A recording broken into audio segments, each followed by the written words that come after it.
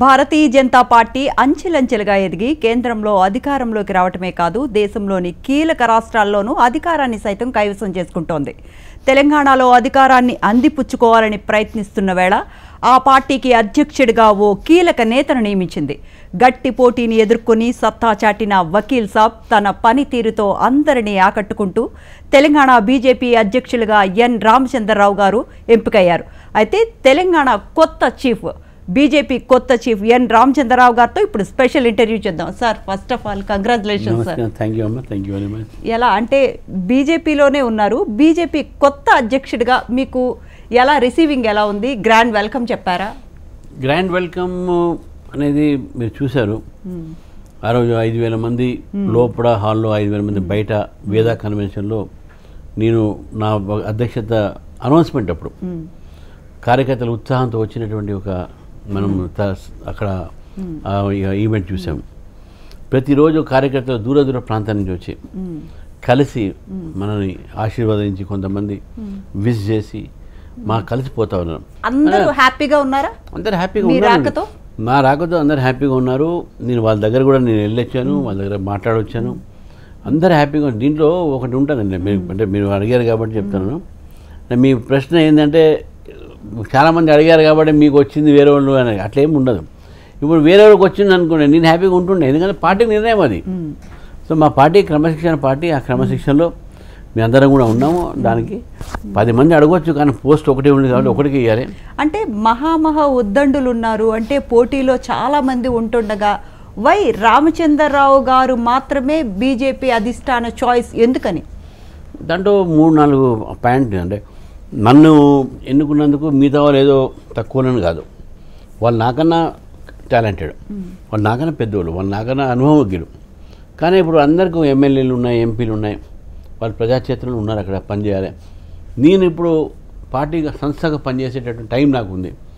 Party నిర్మాణం కావాలి, ఆ సమయం నేను ఇవ్వగలుగుతాను. ఇప్పుడు ఎంపీ ఎమ్మెల్యే అయితేనో వాళ్ళ కాన్స్టెన్సీ చూసుకోవాల్సి వస్తుంది, ప్రజలు వాళ్ళ అందుబాటులో ఉండాలి. కాబట్టి పార్టీ ఆలోచించవచ్చు.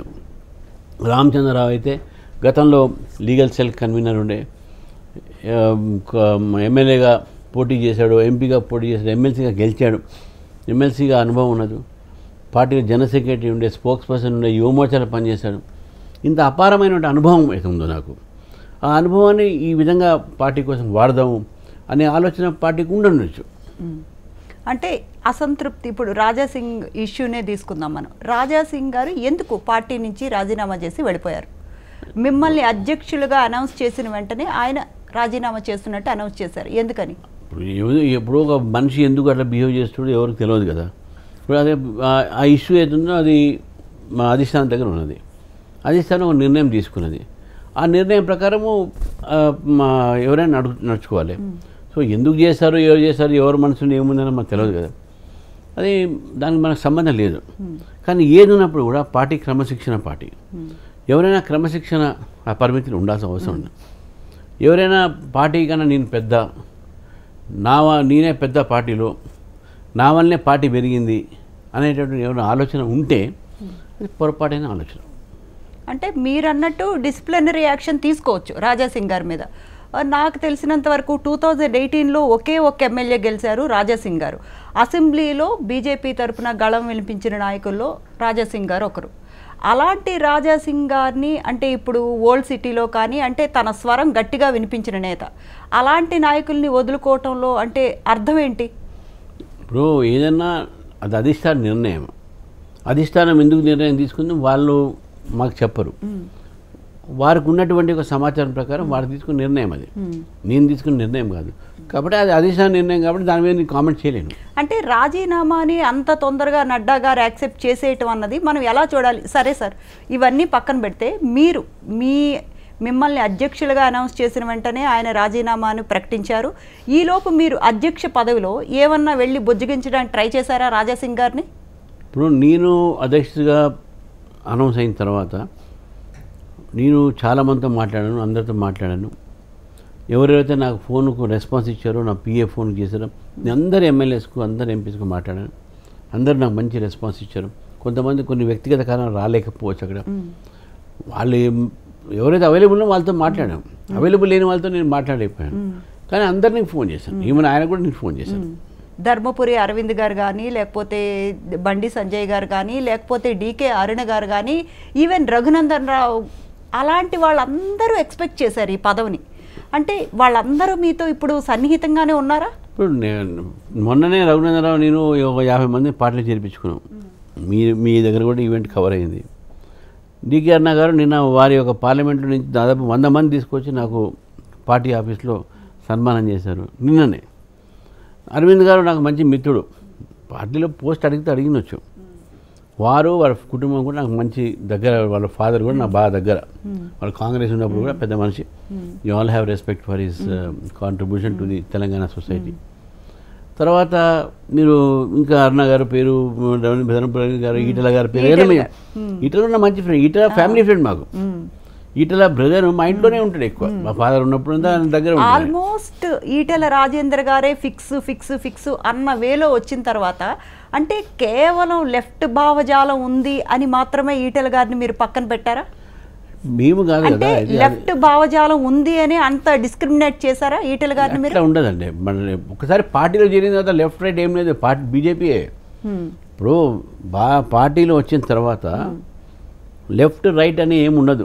అంటే బయటకి ఇలా అంటున్నారు, కానీ మీరు ఎలా చూస్తున్నారంటే కొత్తగా వచ్చిన వాళ్ళని మీరు అట్లీస్ట్ ఎంపీలు ఎమ్మెల్యేలుగానే యాక్సెప్ట్ చేస్తున్నారు, కానీ సంస్థాగత పదవులు కానీ అలాంటివి కానీ మీరు ఇవ్వట్లేదు. అంటే కొత్త పాత అన్నది ర్యాగింగ్ అయితే ఉంది కదా సార్? లేదమ్మా. ఇప్పుడు మీరు ఫర్ ఎగ్జాంపుల్ రాజీవ్ చంద్రశేఖర్ ఉన్న కేరళ పార్టీలో కొత్తగా వచ్చాడు. సురేందర్ అని ఇప్పుడు ఉన్న మన తమిళనాడు కొత్తగా వచ్చాడు. అంటే మీరు చాలా ప్రాంతాల్లో కొత్త వాళ్ళకి ఇచ్చారు సార్. కొత్త పాత డిస్క్రిమినేషన్ అయితే ఉంది సార్. ఎక్కడ ఉన్నది? చెప్పినా ఏ పార్టీలో ఉంది? అంటే బీజేపీలోనే లేదు. కాంగ్రెస్ లేదా? కాంగ్రెస్ లేదా? బీఆర్ఎస్ లేదా? బీఆర్ఎస్ వాళ్ళు అన్నారు మా ఉద్యమంలో పాల్గొనలేదు, వీళ్ళకి ఎట్లా మంత్రిత్వం ఇస్తారు, మీరు ఎందుకు పార్టీ రానిచ్చారని చెప్పారు. కాంగ్రెస్ లో కూడా సీఎం చేశారు సార్, కొత్తగా వచ్చిన రేవంత్ రెడ్డిని సీఎం చేశారు. వాళ్ళ దాంట్లో గొడవలు ఉన్నాయి. ఇప్పుడు పార్టీ ఫైనల్ గా మీరు కోరుకున్నది ఏంటి? పార్టీ అధికారంలోకి రావటం, పార్టీ పెరగాలని మీ అందరం తీసుకుంటున్నాం కదా. ఎక్స్పాండ్ అవుతుంది అంత పెద్ద. ఇప్పుడు పార్టీ ఎక్స్పాండ్ అవుతున్న స్టేజ్ లో మిమ్మల్ని తీసుకొచ్చి అధ్యక్షులుగా పెట్టారంటే ఆబ్వియస్లీ అందులో సహేతుకం, అందులో ఎటువంటి డౌటు లేదు. కానీ ఇంత ఎక్స్పాండ్ అవుతున్నప్పుడు ఇంకా కొత్త పాత డిస్క్రిమినేట్ చేసుకుంటే పార్టీ ఎప్పుడు అధికారంలోకి వస్తుంది? పాత కొత్త డిస్క్రిమినేషన్ లేనే లేదు, మీరు అది గుర్తుపెట్టుకోండి. ఎంత media create social media creation మాత్రమే, పాత కొత్త అనే లేదు. మేము వాళ్ళకు we are given every one, not only పాత కొత్త, ఎవరైతే మా పార్టీలో చేరారో with all respect we are given them certificates, you have made them, our cadre has work for them. Cadre పనిచేయకపోతే ఎవరు గెలుస్తారండి? క్యాడర్ పనిచేసింది, పార్టీ బేస్ పనిచేసింది, పార్టీ వాళ్ళకు రెస్పెక్ట్ ఇచ్చి. ఈరోజు చెప్తున్నాను, మొన్న కూడా నా స్పీచ్లో చెప్పాను, ఏ ఇంట్లో అయితే పాప కానీ బాబు కానీ పుట్టగానే they become the family member, పుట్టగానే ఫ్యామిలీ మెంబర్ అవుతారు. మా దగ్గర కూడా పార్టీలో చేరిన తర్వాత they become our party member, family, BJP family. అదే వన్స్ పార్టీలో చేరారు. ఇప్పుడు ఎగ్జాంపుల్ ఈటెల రాజేందర్ కానీ లేకపోతే లెఫ్ట్ భావజాలం ఉండే వాళ్ళు కానీ చేరారంటే మీ సిద్ధాంతాలు అన్నీ నచ్చి జాయిన్ అయ్యారు. అంటే మీ పార్టీలోకి వచ్చాక ఈటెల రాజేందర్ గారు కూడా జై శ్రీరామ్ అనే అన్నారు. అలాంటప్పుడు మీరు ఎందుకు ఇంకా డిస్క్రిమినేట్ చేస్తున్నారు? లేదనమ్మా, అదే మీరు అంటారు డిస్క్రిమినేషన్ అనేది లేనే లేదు మా పార్టీలో. మీకు తెలంగాణ కాదు, ఈవెన్ బెంగాల్లో కూడా ఆల్మోస్ట్ కమ్యూనిస్ట్ పార్టీలు ఉన్న క్యాడర్ అంతా బీజేపీలో చేరింది. There is no discrimination. Discrimination అనేది ఎవరు? ఇది మీడియా క్రియేట్ చేస్తున్నటువంటి స్టోరీస్, సోషల్ మీడియా క్రియేట్ చేసిన స్టోరీస్ మాత్రమే. ఈ పార్టీని దెబ్బతీయాలనే వాళ్ళే ఈ మాట్లాడతారు, ఎవ్వరు కూడా మాట్లాడరు. ఎందుకు చెప్తానంటే మా పార్టీ పెరగాలంటే కొత్త వాళ్ళు రావాల్సి ఉందే. I believe in it. కొత్త వాళ్ళు రాకపోతే పార్టీకి బేస్ పెరగదు. వేరే పార్టీ నుంచి కూడా రావాలని చెప్పి నేనే నా ఇంటర్వ్యూలో చెప్పాను. మీరు చెప్తున్నారు గ్రౌండ్ లెవెల్ రియాలిటీ అలా ఉన్నది. మీకు ఉన్నది మీరు చూడండి కదా. మేము cadre based, ideological based, mass based party కావాలంటే we have to bring people. ఎవరైనా సరే జీవితంలో ఏదైనా ఐడియాలజీ ఉంటే ఉండొచ్చు, అది లెఫ్ట్ కావచ్చు, రైట్ కావచ్చు, ఇంకేదైనా కావచ్చు. కానీ బీజేపీలో వచ్చిన తర్వాత everyone is a nationalist. మేము అది డిస్క్రిమినేట్ చేయం. We're not like that. మేమందరం రెస్పెక్ట్ చేస్తాం. కానీ అది కూడా మేము చెప్తాను, మేము ఏమంటున్నాం అంటే మా పార్టీలో వచ్చిన తర్వాత మోదీ గారి నాయకత్వం బిలీవ్ చేయాలి, మా పార్టీ సిద్ధాంతం ఏదైతే ఉందో మా దీన్ దయాళ్ ఉపాధ్యాయ గారు, శ్యామ్ ప్రసాద్ ముఖర్జీ ఇచ్చినటువంటి బాటలు నడవాలి. క్రమశిక్షణ రాహిత్యం అటువంటి మేము భరించాము కాబట్టి క్రమశిక్షణతో ఉండాలి, క్యాడర్ని రెస్పెక్ట్ చేయాలి, మనం పార్టీ సిద్ధాంతాన్ని నమ్ముకుంటూ ప్రజల్లో పోవాలి, దీన్ని అధికారం తీసుకురావాలనే ఆలోచన వాళ్ళందరినీ మేము రెస్పెక్ట్ చేస్తున్నాం. There is no discrimination. నేను క్లియర్ చెప్తున్నాను, Bharatiya Janata Party respects all leaders in party. చిన్నోళ్ళని కూడా రెస్పెక్ట్ చేస్తాం, మా కార్యకర్త కొత్తగా వచ్చిన రెస్పెక్ట్ చేస్తాం, లీడర్ కూడా కొత్తగా వచ్చిన రెస్పెక్ట్ చేస్తాం, పాత కార్యకర్తకి మేము రెస్పెక్ట్ చేస్తాం, పాత లీడర్కి మేము రెస్పెక్ట్ చేస్తాం. అయితే మీరు నిన్న ప్రెస్ మీట్లో మాట్లాడారు, హైడ్రా అంతా ఒక హై డ్రామా, ఇప్పుడు ఫాతిమా కాలేజ్ ఆ విషయంలో ఎందుకు హైడ్రా కూల్చివేయట్లేదు, మానవతా దృక్పథం అప్పుడుందా, పేదవాళ్ళు ఇల్లు కూల్చేటప్పుడు మానవతా దృక్పథం లేదా అని మాట్లాడారు. Okay, well and good. కానీ మీరు ఇక్కడ అనురాగ్ యూనివర్సిటీ విద్యా సంస్థల మీద కానీ, లేకపోతే ఇప్పుడు మల్లారెడ్డి విద్యా సంస్థల మీద కానీ ఇప్పుడు ఆరోపణలు మనం వింటూ ఉన్నాం, దాని మీద మీరు ఏమీ రెస్పాండ్ అవ్వట్లేదు. అలాంటిది ఓవైసీ విద్యా సంస్థల మీద మాత్రం మీరు ఎలా రెస్పాండ్ అవుతున్నారు? మీరు చెప్పిన 100% కరెక్ట్. మీరు రెస్పాండ్ కాలేదు. ఎందుకు కాలేదంటే పేపర్లో వచ్చింది ఏమని, వాళ్ళు కోర్టుకు పోయారని. Anurag college and Mallareddy college వాళ్ళకి నోటీసులు ఇవ్వగానే వాళ్ళు కోర్టుకు పోయి స్టే తీసుకున్నారు. ఇప్పుడు నాగార్జున గారిది కూడా అప్పుడు అయింది కదా, ఆ టైంలో వీళ్ళందరూ కోర్టుకు పోయి స్టే తీసుకున్నారు. And court has given them stay. Court తను స్టే ఇచ్చాను కాబట్టి దాన్ని డిమాలిష్ చేయలేదు.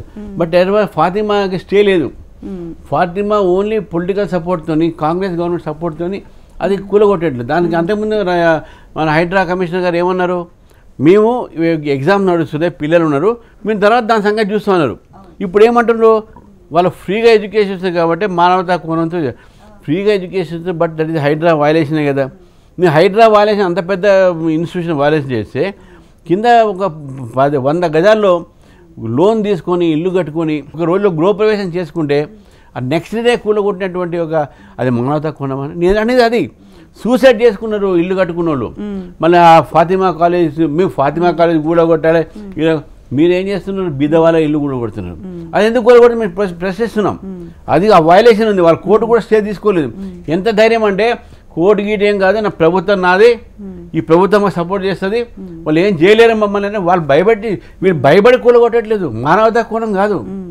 ఈ హైడ్రా అనేటువంటి కమిషనరు ఆ కమిషనర్ సంబంధించినటువంటి దానిలో ఎవరైతే అధికారులు ఉంటారో వాళ్ళు ఎందుకు కూలగొట్టట్లేదు అంటే they are afraid of that college institution. ఎందుకంటే ఓట్ బ్యాంక్ పాలిటిక్స్ అడ్డం వస్తుంది. మీరు వీళ్ళ ఇల్లు పాపం కూలగొడతారు, ఆ ఇన్స్టిట్యూషన్ మీరు కూలగొట్టరు. బీజేపీ బీఆర్ఎస్ బంధం నిజమేనా?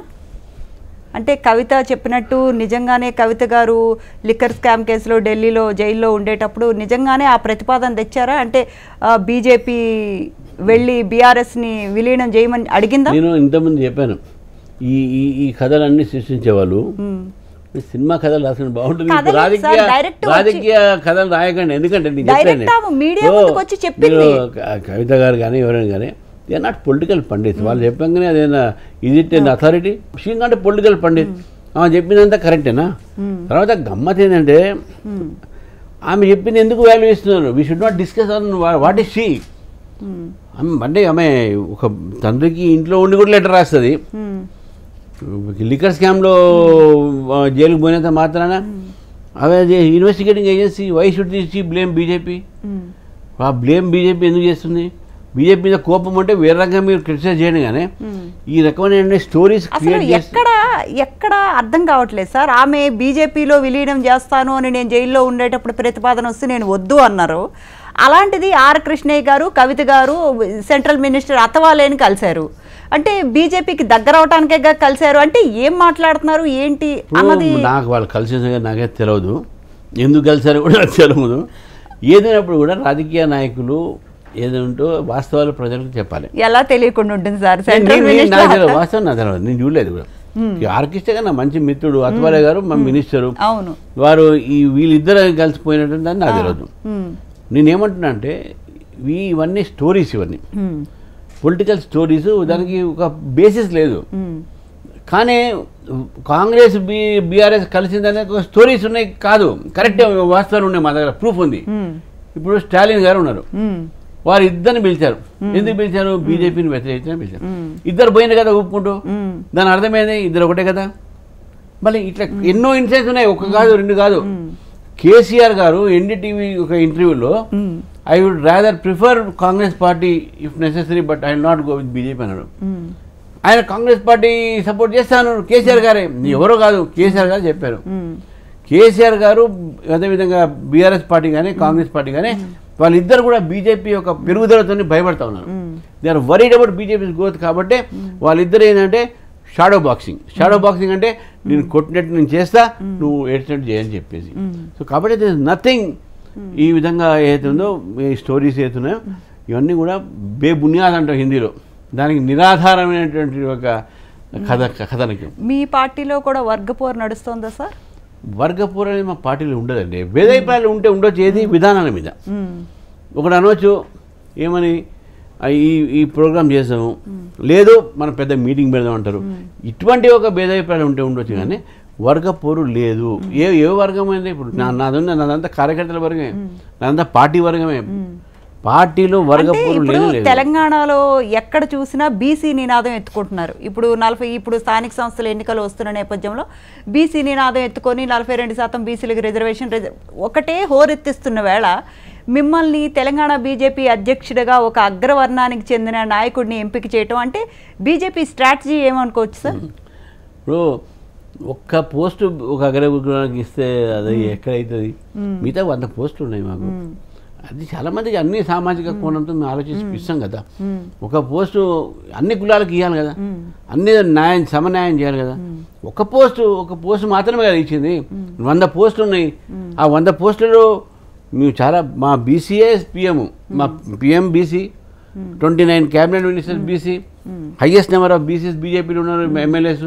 అంటే మీ పిఎం ఒక్కరినే పెట్టుకొని బీసీ అనుకుంటా అంటే నా ఒక్కనే పెట్టుకుని అగ్రగుణ ఎట్లయితుంది? అంటే ఇప్పుడు తెలంగాణలో అంటే ఇప్పుడు అధికారంలోకి వచ్చింది అనుకోండి, సీఎం క్యాండిడేట్గా మీరు పోటీ చేస్తారా? ఎటువంటి కోరికలు లేవు. నేను పార్టీని అధికారం తీసుకురావడం వరకే నా పని. నేను ఎలక్షన్లు కూడా పోటీ చేస్తున్నా చేయను. మీకు ఈ పదవీ కాలం ఒక 3 years ఉంటుంది కదా సార్? 3 years ఉంటుంది. ఆ 3 years ఇంకొక 1 yearలో ఎలక్షన్స్ వస్తాయి. అప్పుడు వేరే ప్రెసిడెంట్ మారుతారు. మీ పార్టీ కనుక అధికారంలోకి వస్తే సీఎం క్యాండిడేట్గా మీరు ఉండను అంటారు? నేను ఉండను. మాకు అదే నా చేతిలో పని కదా. నేను చెప్తున్నా, నేను ఉండను. ఇప్పుడే మీకు చెప్తున్నా. మీ అంటే మోదీ గారు వచ్చి మీరే ఉండాలి అని చెప్పినా కూడా మీరు ఉండరా? నేను చెప్తున్నా కదా, అట్లా ఉండదు. అప్పుడు లెజిస్లేటివ్ పార్టీ లీడర్స్ వాళ్ళు తీసుకుంటారు.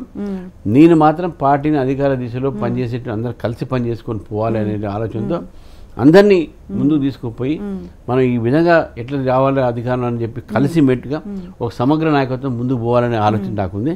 నాకు ఎటువంటి ఒక ఈ ఆఫీస్ మీద ఇంట్రెస్ట్ కానీ రాజకీయాల్లో కానీ ఈ ఒక అంటే పవర్ పాలిటిక్స్లో నేను మాత్రం డెఫినెట్గా ఇంటర్ఫియర్ కాను.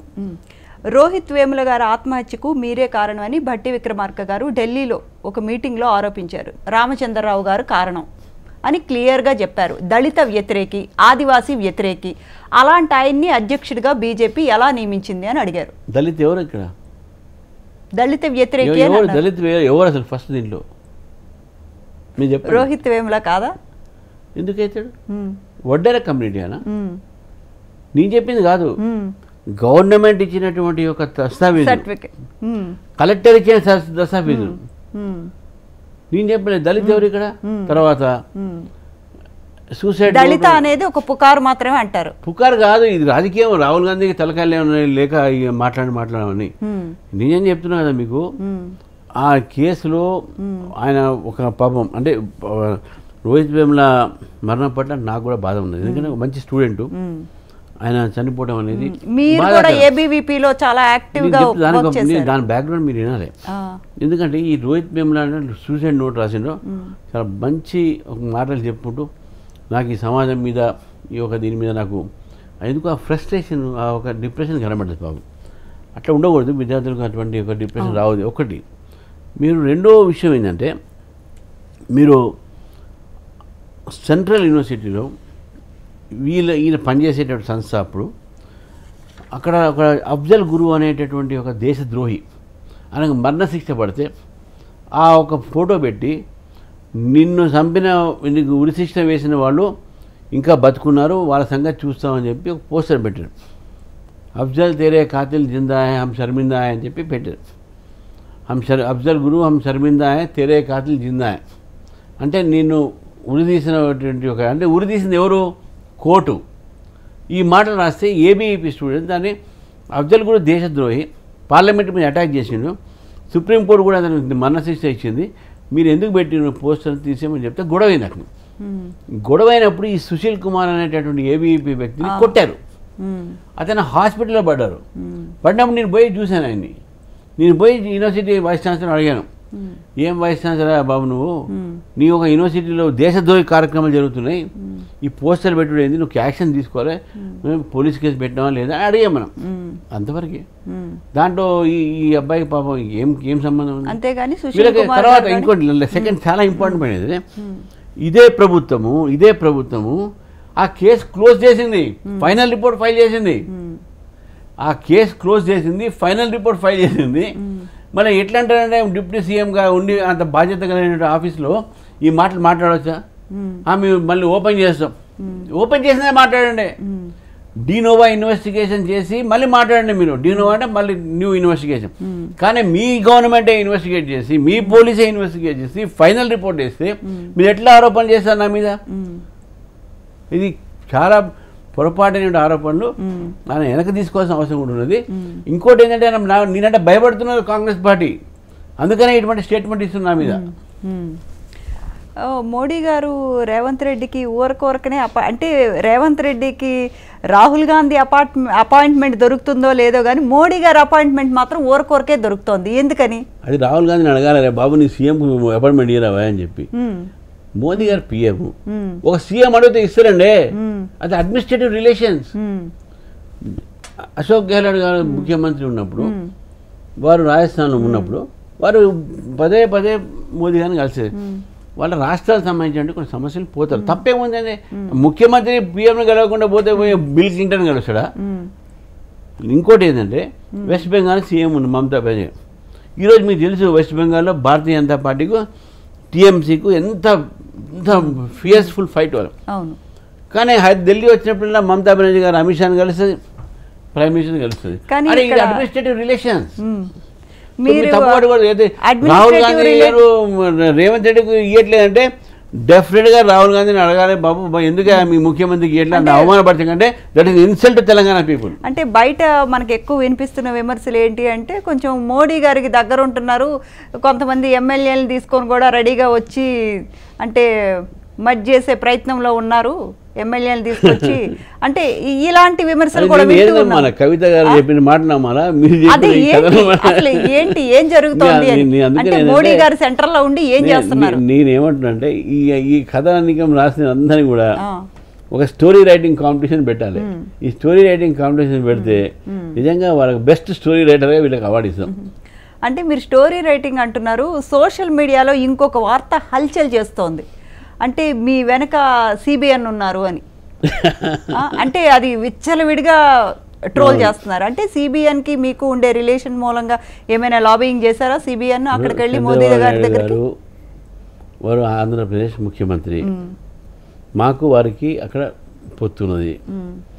ఇక్కడ గతంలో మాకు కూడా వారితో పొత్తు ఉండే. Is a very great leader, nice leader. ఈరోజు హైదరాబాద్ నగరం ఒక తీర్చిదిద్దిన విషయంలో ఆయన కూడా ఉన్నాడు. You must respect him. అదేవిధంగా నేను రాజశేఖర రెడ్డి గారు కూడా ఒక దాన్ని కంటిన్యూ చేశాడు. చంద్రబాబు నాయుడు గారు పెట్టిన పాలసీని రాజశేఖర రెడ్డి గారు కంటిన్యూ చేశారు. ఆ కంటిన్యూ చేసిన దీనిలో బీఆర్ఎస్ పార్టీ కూడా దాన్ని ఇంకొద్దిగా ఎక్స్పాండ్ చేసింది హైదరాబాద్ సిటీ వరకు అనే ఇండియా. మనం వాళ్ళు రెస్పెక్ట్ ఇస్తాం because of their policies and their visions. కానీ పొలిటికల్గా చంద్రబాబు నాయుడు గారికి ఆ తెలంగాణ బీజేపీతో ఏం సంబంధం ఉండదు నాకు అర్థం కాదు. We must respect. నేను చెప్తానండి, మనం రెస్పెక్ట్ ఇచ్చిన మాత్రాన మా పార్టీలో ఆయన ఉంటే మాత్రాన ఈయన ఆయన అనుకున్నాడు. ఇంకోటి ఉన్నాడు ఏమనంటే ఈయన వెనక ఇంకోటి ఉన్నాడే, ఈయన ఈ వ్యక్తి ఈ చంద్రబాబు నాయుడు కాదు ఇంకోరు అని చెప్పారు. ఎవరున్నా నా వెనక చెప్తున్నా, ఎవరున్నారు మీకు చెప్తున్నారు, 40 లక్షల మంది మా భారతీయ జనతా పార్టీ సభ్యులు కార్యకర్తలు. మీరు ఎన్ని చెప్తున్నా కూడా బీఆర్ఎస్ది మీది ఎక్కడా పొంతన కుదరట్లేదు సార్. మాకు పొందకుండా అవసరం ఏముంది మాకు వాళ్ళతో మాకు మా విరోధులు రాజకీయ విరోధులు వై షుడ్ బి అంటే తెలంగాణలో మీకు ప్రధాన ప్రత్యర్థి ఎవరు? ఇప్పుడున్న రూలింగ్ పార్టీ మా ప్రత్యర్థి అవుతారు. ఎందుకంటే ఈ పార్టీనే మేము పంపించాలి కదా బయటికి. కాబట్టి ఇప్పుడున్న రూలింగ్ పార్టీనే మాకు ప్రధానమైనటువంటి బీఆర్ఎస్ లేదండి. తెలంగాణలో బీఆర్ఎస్ ఊడ్చుకోపోయింది. మొన్న ఎమ్మెల్సీ ఎలక్షన్ పోటీ చేయలేకపోయారు. నేను గెలిచిన ఎమ్మెల్సీ ఎలక్షన్స్లో వాళ్లకు only paper tiger, Twitter tiger. వాళ్ళు ట్విట్టర్లో పేపర్ తప్ప ఎక్కడ ఉద్యమం చేశారు చెప్పండి? 11 ఏళ్ళు పాలన చేసిన పార్టీ అదే పోయిందండి. సీట్లు తెచ్చుకున్నారు. 11 ఏళ్ళు కాదు, 60 సంవత్సరాలు తెలంగాణ తెచ్చారు. 60 సంవత్సరాలు పరిపాలించిన కాంగ్రెస్ పార్టీ ఈరోజు ఎక్కడుంది? ఎక్కడుంది? ఉత్తరప్రదేశ్ ఉన్నదా? అది బీహార్లో ఉన్నదా? వాళ్ళ దగ్గర శంకర్ చేరి వీళ్ళ శంకర్ చేరి ఈరోజు ఏదో 2-3 సీట్లు గెలుస్తున్నారు. కానీ ఆ 60 సంవత్సరాలు పరిపాలించినటువంటి కాంగ్రెస్ పార్టీ ఎక్కడుంది? ప్రజలు చాలా తెలియకున్నారు భారతదేశంలో. ప్రజాస్వామ్యంలో ప్రజల ఆలోచన మనం ఎప్పుడు తప్పు పడకూడదు, తక్కువ అంచనా కూడా చేయకూడదు. 11 సంవత్సరాలు టీఆర్ఎస్ పార్టీ ఈ రాష్ట్రాన్ని ఏం చేసింది మనం చూసాం. దోచుకున్నది, ఈ రాష్ట్రాన్ని బస్సు పట్టించింది. విద్యా వ్యవస్థ అయితే ఏంది, ఏ వ్యవస్థ అయితే ఏంది. కాబట్టి ప్రజలు ఇంకో పార్టీకి అవకాశం ఇచ్చారు. నేనేమంటున్నా అంటే మొన్న మీరు టీఆర్ఎస్కి అవకాశం ఇచ్చారు, ఇవాళ కాంగ్రెస్ పార్టీకి అవకాశం ఇచ్చారు. దొందే కాబట్టి మూడోసారి రేపు జరిగినప్పుడు బీజేపీకి అవకాశం ఇవ్వండి. గివ్ ఒక chance to BJP and see the change. అంటే సింగిల్ గానే బీజేపీ వెళ్తుందా, పొత్తు లేకుండా? సింగిల్ గానే వెళ్తుంది. తెలంగాణలో రాజకీయ పరిస్థితి వేరే, ఆంధ్రాలో వేరే. అక్కడ ఉన్న కొలేషన్ ఉంది. అంటే తెలంగాణలో కూడా ఇంతకు ముందు కూడా, అంటే ఇప్పుడు ఉమ్మడి ఆంధ్రప్రదేశ్లో కూడా పొత్తుతోనే బీజేపీ ఎప్పుడు సీట్లు గెలుచుకోగలిగింది. కానీ బీజేపీ ఒంటరిగా ఎప్పుడు పోరాటం చేసి 2014లో తప్ప తర్వాత మాకు ఎప్పుడు కూడా మాకు అలయన్స్ లేదు. 2014లో మాకు అలయన్స్ ఉన్నప్పుడు కూడా మీకు ఎన్ని సీట్లు అయితే మేము గెలిచినామో దానికన్నా ఎక్కువ మేము ఒంటరి పోరాటం గెలిచినాం. మొన్న గెలిచినాం కదా. అంటే ఇప్పుడు ఆంధ్రాలో ఎలాగో పొత్తు పెట్టుకున్నారు కదా, ఇక్కడ కూడా ఏమైనా వేరే వాళ్ళతో విషయంలో బీజేపీ చాలా స్పష్టంగా సింగిల్ గానే వెళ్తుందంట. తెలంగాణలో అంటే సింగిల్ గా ఎలా వెళ్తుంది సార్? మీకు ఎప్పుడు అర్బన్ పార్టీ కిందే అందరూ కన్సిడర్ చేస్తూ అది గతంలో ఇప్పుడు కాదు. ఇప్పుడు మాకు రూరల్ సైడ్ లో మాకు ఉన్నది. మొన్న ఈ 7 ఎమ్మెల్యేలు రూరల్ సైడ్ వాళ్ళే. ఈ 8 మందిలో 2 తప్ప అందరూ ఒక్కరు తప్ప అందరూ కూడా రూరల్ సైడ్ వాళ్ళే. మా ఎమ్మెల్సీ 2 కూడా 3 కూడా రూరల్ సైడ్ ఎమ్మెల్సీలే, ఎక్సెప్ట్ ఫర్ ఏవిఎన్ రెడ్డి గారు హైదరాబాద్ వస్తుంది కాబట్టి. మేము మా పార్టీ నిర్మాణంలో కూడా 40 లక్షల మంది సభ్యత్వంలో అందరూ కూడా రూరల్ సైడ్ వాళ్ళు ఎక్కున్నారు.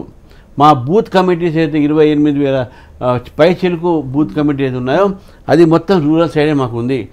భారతీయ గతంలో మీరు అన్నట్టు కరెక్ట్, ఎస్ అర్బన్గా పేరుండే, కానీ యూనిఫామ్గా పెరుగుతున్నది. ఈరోజు మాకు ఊహించలేనటువంటి ఆదిలాబాద్, అక్కడ మేము ఎంపీ గెలిచినాము, ఎంపీటీ గెలిచినాం, ఎమ్మెల్యే గెలిచినాం.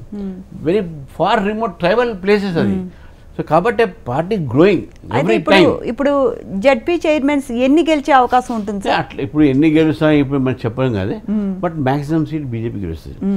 ఫస్ట్ టైం బీజేపీ పెద్ద లెవెల్లో ఈరోజు బీజేపీ పోటీ చేస్తుంది. గతంలో మేము అంత పోటీ చేయకపోయేది. మాకున్న స్ట్రెంత్ ప్రకారం చేసినా అప్పుడు కూడా మాకు కొన్ని కరీంనగర్లో, మహబూబ్ నగర్లో, వరంగల్ సైడ్ కొన్ని మేము గెలిచినాం జెడ్పీటీసీ కానీ ఎంపీ. కానీ ఈసారి అట్లా కాదు, వార్డు మెంబర్ నుంచి జెడ్పీటీసీ మేము పోటీ చేస్తాం. ఇప్పుడు మీకు వెంటనే ఉన్న జూబ్లీ హిల్స్ బై ఎలక్షన్స్, దీనికి ఎలా మీరు ముందుకు వెళ్ళాలనుకుంటున్నారు? అంటే ఒంటరిగానే ముందుకెళ్తారా లేకపోతే పొత్తులో భాగంగా ఏమైనా? ఉండదమ్మా, మీరు పొత్తు గుర్తుపెట్టుకోండి. తెలంగాణలో పొత్తు ఉండదు, పొత్తు అనేది లేదు. ఒకవేళ జనసేనతో మాత్రం లాస్ట్ టైం పొత్తు ఉండే, జనసేన ఉండే, డిపాజిట్స్ కూడా రాలేదు, అది వేరే మాట. అది ప్రజల ఒక తీర్పు. కానీ ఇప్పుడు జిహెచ్ఎంసీలో కూడా మాకు వాళ్ళు సపోర్ట్ చేశారు జనసేన.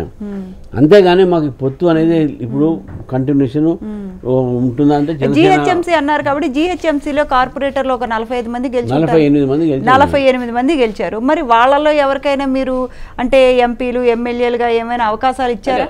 దాన్ని బట్టి కెపాసిటీని బట్టి ఆ సీట్ ఖాళీ బట్టి దాని కాంపిటీషన్ బట్టి ఉంటాయి. బట్ మీరు టాపిక్ తీసిన చెప్తున్నా మీకు, రేపు జిహెచ్ఎంసీ ఎలక్షన్స్లో కూడా బీజేపీ కాన్సన్ట్రేట్ చేస్తుంది. మేము మేయర్ కూడా బీజేపీ గెలుస్తుంది. Mayor will be from BJP. ప్రజల్లో ఒక ఆలోచన ఉంది.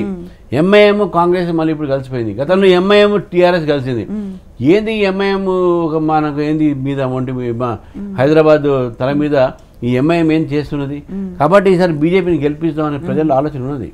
కాబట్టి హైదరాబాద్ యొక్క కార్పొరేషన్ ఎలక్షన్స్లో కూడా బీజేపీ మేయర్ గెలుస్తాడు, మ్యాక్సిమం నెంబర్ ఆఫ్ కార్పొరేషన్ కూడా బీజేపీ గెలుస్తుంది, ఖచ్చితంగా గెలుస్తుంది. నేను చాలా కాన్ఫిడెంట్ చెప్తున్నాను. అంటే ఇప్పుడు మీ దగ్గర ఉన్న అంటే వెంటనే మీరు బీజేపీ చీఫ్గా ఎన్నికైన తక్షణ కర్తవ్యం ఏంటి అంటే బిగ్ టాస్క్ ఒకటి Jubilee hills by elections and స్థానిక సంస్థలు. అంటే మీరు ఏ అజెండాతో ముందుకు వెళ్ళాలనుకుంటున్నారు? ఒకటే ఎజెండా, మీరు అందరినీ మీరు చూసారు, బీజేపీకి అవకాశం ఇచ్చి చూడండి, స్థానిక ఎన్నికలు కూడా మనం బలపరచండి. ఇది మాకు రేపు 2028లో మాకు ఇది ఒక అధికారం రావడానికి అవకాశం ఇస్తుంది. మాకు కొత్త నాయకత్వం కూడా ఈరోజు మా నిర్మాణం అవుతుంది ఈ రెండింటిలో. కాబట్టి ఆ కొత్త కార్యకర్తలు కొత్త నాయకులు అవుతుంది. మెయిన్గా మాకు మిమ్మల్ని అందరూ ఒక మృదు స్వభావి వివాదరహితులు అంటే ఆ వేలోనే చూశారు, కానీ అగ్రెసివ్ లీడర్గా మిమ్మల్ని ఎప్పుడు మేము చూడలా. సో అగ్రెసివ్ లీడర్స్కే కొంచెం పెద్దపీట వేస్తే అంటే పార్టీ ముందుకు వెళుతుంది అన్న నానుడు కూడా ఉంది. అగ్రెసివ్ అంటే ఏంది అనేది దాని డెఫినేషన్ ఏంది? గుండెలు లేపుకొని బూతులు తిట్టారా? ఇదా అగ్రెసివ్నెస్? నా అగ్రెసివ్నెస్ నేను చెప్తున్నా కదా, నేను సిద్ధాంతపరమైనటువంటి అగ్రెసివ్నెస్ నాది. నేను గతంలో కూడా చెప్పాను, 14 సార్లు జైలుకి పోయినాను, నేను తన్నులు తినోడిని, దెబ్బలు తినోడిని, పోలీసులు నన్ను కొట్టినోళ్ళు. నేను నా 77 నుంచి 1986 వరకు స్టూడెంట్స్ మీరు అడగండి రామచంద్రరావు అంటే ఏంది. కానీ నేను ముదుసుబాని అంటే నాకు సంస్కారం ఉంది, నేను బూతులు తిట్టా. సంస్కారం అంటే తెలంగాణలో ఒక కొత్త రాజకీయ వరవడి, బూతులు తిట్టి ఇవి చేసి ఇటువంటి ఒక రాజకీయ తెలంగాణలోనే కాదు సార్, మొత్తం ఏపీలో కూడా వాళ్ళ దాన్ని కామెంట్ చేయను. కానీ మన తెలంగాణలో ఇప్పుడు ఉన్నట్టు మనం చూస్తా ఉన్నాం, కొంతమంది నాయకులు ఓన్లీ బూతులు తిట్టుకోవడం, కొట్లాడటం. టీవీ డిబేట్లోనే ఒకరి మీద ఒకరు కొట్టుకునేది. మనం అది చేయమంటే అగ్రెసివ్ అంటే నేను కూడా చేయగలుగుతా, నేను కూడా మంచి ఫైటర్ని, నేను కూడా కరెక్ట్. సార్ మళ్ళీ తీరా అగ్రెసివ్గా పనిచేసిన వాళ్ళని మీ పార్టీయే పక్కన పెడుతుంది. బండి సంజయ్ గారు ఆ టైంలో అగ్రెసివ్గా పనిచేసి పార్టీ మంచి ఒక రేంజ్లో ఉన్న టైంలో తీసి వెంటనే పక్కన పెట్టి కిషన్ రెడ్డి గారికి అప్పగించారు. అంటే నిజంగా అగ్రెసివ్ గా పనిచేస్తే కూడా ఉంచుతారా అన్నది కూడా మీ పార్టీలో మీరే క్వశ్చన్ చేసుకోవాలి. కిషన్ రెడ్డి గారు సీనియర్ లీడర్, వారు కూడా మంచి అనుభవం ఉన్నది. నో డౌట్ సంజయ్ గారు కూడా అగ్రెసివ్ లీడర్, అగ్రెసివ్ ఉంది. సంజయ్ గారు కూడా మీ అంతా ఏబీపీ నుంచి వచ్చిన వాళ్ళమే, మాకంతా ఒకటే బ్యాక్గ్రౌండ్ ఉంది, మా అందరిది ఒకటే సిద్ధాంతం ఉన్నది. మీరు రాబోయే రోజు చూడండి అగ్రెసివ్ దానికి నేను అదే చాలా ఆశ్చర్యపోతుండే. ఏది అగ్రెసివ్ దూకుడు ఈ చిన్న సోషల్ మీడియాలో వస్తూ ఉంటే వాళ్ళు వీళ్ళు పిచ్చి కూతులు కూస్తూ ఉంటారు. నాకు అర్థం కాదు అది ఏమి అగ్రెసివ్ ఏంది, దూకుడుకుండేది. నాకన్నా ఫైటర్ ఎవరు ఉన్నారో నేను చెప్తా, అడుగుతాను ఈరోజు. నేను ఎన్నిసార్లు అయితే స్టూడెంట్స్ కోసం కొట్లాడినాను, స్టూడెంట్స్ కోసం జైలుకి పోయినా నేను చేశారా? అడ్వకేట్స్ కోసం నేను ఫైట్ చేశాను, నేను చూసారా? కామన్ మ్యాన్ కోసం నేను ఫైట్ చేసి జైలుకి పోయినట్టు చూసారా ఎవరైనా? నాకన్నా అగ్రెసివ్ ఎవరు ఉన్నారండి? No one is more aggressive than me in my party. అంటే బనకచెర్ల ఇష్యూ మీద మీ స్పందన ఏంటి సార్? అంటే రేవంత్ రెడ్డి గారు కూడా అప్రిషియేట్ చేసినట్టున్నారు. వారు నన్ను అడిగారు లెటర్ రూపంగా. సరే, తెలంగాణకు ఏ అంశం అయితే నష్టం చేస్తుందో దాన్ని మేము వ్యతిరేకిస్తాం. దాన్ని తెలంగాణ ప్రజల ఒక ఏదైతే లాభం ఉంటుందో, తెలంగాణ ప్రజలకు ఏదైతే మంచిదో దాని విషయంలో బీజేపీ సపోర్ట్ చేస్తుంది. We're with the support of we're with the view that BJP should always be pro Telangana in Telangana politics. Sir ఇంకోటి ఏంటంటే ఆర్ఎస్ఎస్ చీఫ్ మోహన్ భగవత్ గారు 75 ఇయర్స్కి రిటైర్మెంట్ తీసుకోవాలి, ఏ పదవులు తీసుకోవద్దు అని అన్నారు. అది మీ మోడీ గారికి కూడా అప్లికబులా? ఎందుకంటే వారు ఏ సందర్భంగా అన్నారో అనేది, ఎందుకంటే మరి చాలా పెద్ద మనిషి మాట్లాడుతూ ఏ సందర్భంలో అన్నారో, రాజకీయ సందర్భంగా అన్నారా లేకపోతే ఉద్యోగాల సందర్భంగా అన్నారా, ఇంకా ఏదైనా అన్నారా మనకు తెలియదు కదా. ఇప్పుడు వారి మనసులో ఏముండనేది, కానీ మనం వారు మాట్లాడిన మాటకు ఈ యొక్క ఇష్యూ అది దానికి సంబంధం లేదు. ఇప్పుడు అప్కమింగ్ ఎవరైనా రాజకీయంగా ముందుకు రావాలి అనుకుంటే ఇది ప్రొఫెషన్గా చూస్ చేసుకోవచ్చా సార్? నేనైతే ఉమెన్ 33% సరే, మీరు కూడా ఎమ్మెల్యే కావచ్చు, ఎంపీ కావచ్చు, మీరు వస్తే పాలిటిక్స్లో యూత్ మొత్తం. ఎందుకంటే India is the youngest nation in the world. 18 to 45 years old మన దగ్గర ఉన్న 70 to 80% మన పాపులేషన్. సో యువకుల్ని బీజేపీలో చైర్మన్ని కోరుతున్నాను, మహిళలను కూడా బీజేపీలో కోరమంటున్నాను, మేధావులను కూడా బీజేపీలో చైర్మన్ కోరుతున్నాను. నేను ఒకటే మాట చెప్తాను, రాజకీయ చైతన్యం అనేది ప్రతి యువకులు ఉండాలి. రాజకీయాల్లో రావాలని ఇష్టం ఉంటే అది వేరే మాట. రాజకీయాల్లో డబ్బు ప్రభావం తగ్గియాలంటే మంచి వాళ్ళు రావాలి, సోషల్ కాన్షియస్నెస్ వాళ్ళు రావాలి. లేకుంటే ఓన్లీ డబ్బే నాకు ఉంది కాబట్టి నా అదే క్వాలిఫికేషన్ రాజకీయాల్లో అంటే నడవదు. సమాజం పట్ల, దేశం పట్ల, ప్రజల పట్ల మీకున్న కమిట్మెంట్ ఏంది, ఆ అంశాలపైన మీకున్న అవగాహన ఏంది, ఇది మనం చూడాల్సిన అవసరం ఉందని చెప్పేసి let you all join politics. అందరికీ అవకాశం రాదు, అందరు ఎమ్మెల్యేలు కాలేరు, అందరు ఎంపీలు కాలేరు. బట్ డెఫినెట్లీ ఈరోజు ఉన్నటువంటి పరిస్థితిలో Bharatiya Janata Party we appeal to all the people, ఇంటలెక్చువల్స్ని, యువకుని. నేను వేరే పార్టీలో ఉన్నటువంటి ఒక నాయకుడిని, కార్యకర్త కూడా నేను రిక్వెస్ట్ చేస్తున్నాను, మనం మారుద్దాం, తెలంగాణను మారుద్దాం. గతంలో మనం కాంగ్రెస్కు ఒక అవకాశం ఇచ్చినాం, టీఆర్ఎస్కి అవకాశం ఇచ్చినాం, చూసినాము. ఈసారి బీజేపీకి అవకాశం ఇవ్వండి, ఒక ఉద్యమంగా మనం తీసుకుందాం. Will change the face. ఉద్యమం అంటే గుర్తొచ్చింది సార్, మీరు తెలంగాణ ఉద్యమకారులు కాదు అని గట్టిగా విమర్శలు వినిపిస్తున్నాయి సార్. ఎవరన్నారు ఆ మాట? నేను కలిసి ఉద్యమం చేసిన చాలా మంది ఉద్యమకారులను అడగండి మీరు. నేను వాళ్ళకి బెయిల్ ఇప్పించింది ఎవరు, వాళ్ళకి కొట్లాడింది ఎవరు, న్యాయవాదులు ఉద్యమం ముందుకు ట్రైన్లో వేసుకొని ఢిల్లీ అడ్వకేట్లు అందరినీ అరేంజ్ చేసింది ఎవరు, ఇవన్నీ ఇప్పుడు ఒక ఎలిగేషన్ చేయడానికి ఉంటుందండి. ఉద్యమకారులు అంటే అందరు తెలంగాణలో, అప్పుడు అందరూ సకల జన సమ్మెలో తెలంగాణలో ప్రతి వ్యక్తి ఉద్యమకాడు. ఈవెన్ నాన్ తెలంగాణ వాళ్ళు కూడా ఈ తెలంగాణ రావాలని కోరుకునే వాళ్ళు చాలామంది ఉన్నారు. ఎందుకంటే మా తెలంగాణ ఉద్యమం ఏంది, చిన్న రాష్ట్రాలు పరిపాలన సౌలభ్యం కోసం.